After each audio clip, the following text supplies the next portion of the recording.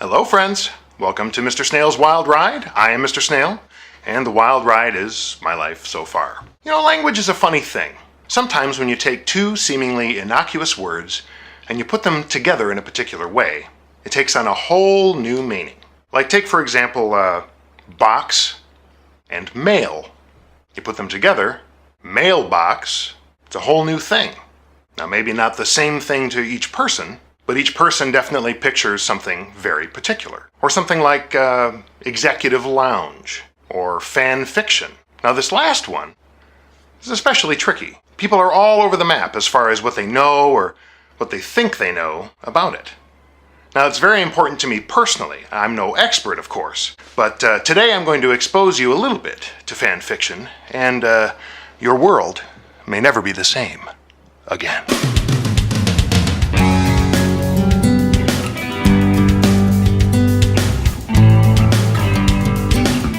Simply put, fan fiction, or fanfic, is a blanket term for stories that are created by fans of an original work rather than by the creator of the original work.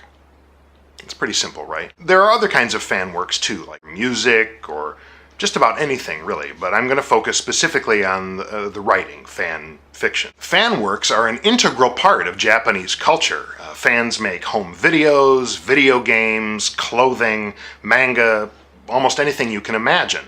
And the Japanese companies really count on it and rely on it. The term for it that they use is secondary creativity. Consumers only care really about the quality and detail. The West is much more focused on intellectual property rights, maintaining copyright, authenticity, and ownership. Now, just in the last few years, fan fiction as a term has really come into public prominence due to the publication of the book 50 Shades of Grey. A lot of people have heard the backstory. It started out as a long fan fiction based on the Twilight series of books. Friends of the author and fellow fans of Twilight really liked the story. They said, oh, you should try to get it published. So the author changed some of the specifics of the plot, changed the names of some of the characters. It sold a lot of books, received a lot of critical bashing, but also a lot of people liked the book, sort of a mixed bag, but nevertheless consider it a success as far as fiction goes. Something similar has happened to an acquaintance of mine. Wrote a multi-part story,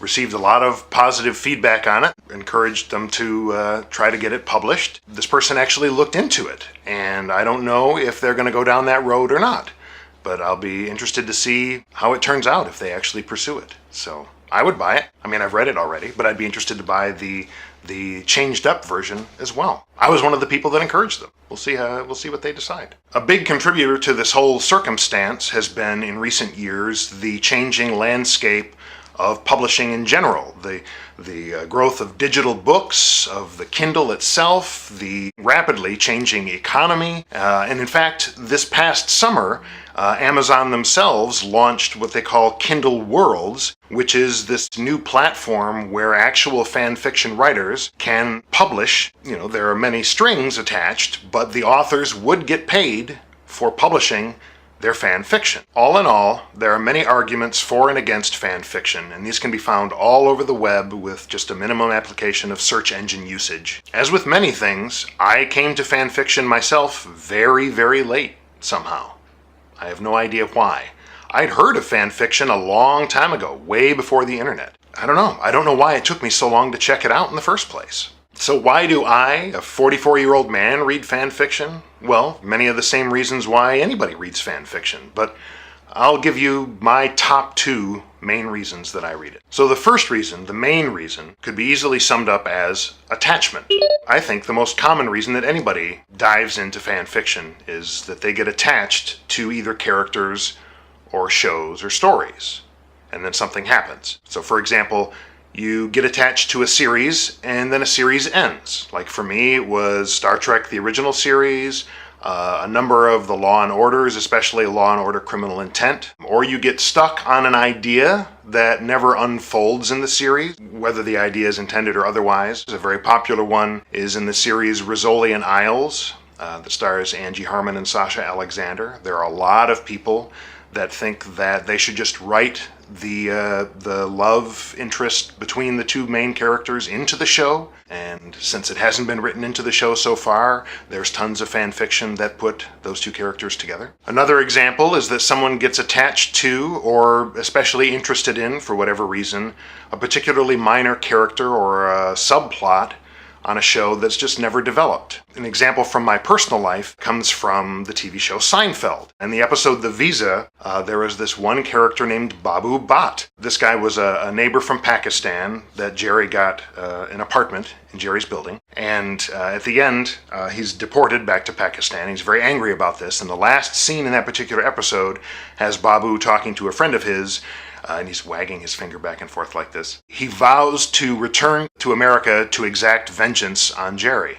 And so I waited for years, through seasons of this show, for him to reappear, because this was very obviously foreshadowing for, the whole episode dedicated to the vengeance of Babu Bhatt. And it never happened. That was not satisfying. So to sum up, fan fiction is a great way to satisfy or feed this kind of attachment, passively or actively, by just reading fan fiction or by actually writing it yourself. The second reason I like fan fiction is it serves as a sort of intermediate kind of writing exercise. Now, a lot of instructors and teachers really frown on fan fiction as a source of writing, creative writing, because they think that the students should be focusing on developing their own original ideas and worlds and so forth. Not to say that that isn't important, but writing fan fiction can be useful in a very particular way because characters and worlds and backstories have already been developed. The authors can focus on details of those worlds, characters, plot developments, intricacies like that. So they both have their place, I think. Also, working on fan fiction, there's a shared language, and so there's an understanding with other fans. They can more easily get feedback, share ideas with one another, and collaborate on stories. There are several examples, actually, of 2 or more collaborators working on fan fiction, and I've actually seen stories with tens and sometimes hundreds of chapters written by multiple people. So as you can probably gather, I've done some fan fiction writing of my own. And you might wonder how I started writing it in the first place. Well, partial disclosure, I've been participating in a particular fandom on Tumblr, and I started out, as a lot of people do, just lurking without a particular account or anything. And at a certain, exactly right, synchronous time in my life, a fan fiction contest was announced in this particular fandom. Now, I have a hard time starting things, but this contest had a number of rules as far as the plot of the story for the contest. Certain keywords were required, and there was a minimum length of the story, and of course there was a due date. Now, all those confines were very freeing for me. So I created an account, and so I joined in. And then the next month, there was another contest with its own set of rules, and so I tried my hand at that one. There were subsequent contests in following months. Each new contest, I gained a little bit more confidence, took a few more risks. And another fortunate thing, too, is that these contests actually didn't have, like, winners and losers. It was just sort of a personal test. At the end, they did a post, and these were all the people that participated, and that was it. I didn't have to worry about, like, feeling like a loser or trying to win. I just got to throw my hat in the ring, and then there were all the hats. So it was an excellent situation for me personally.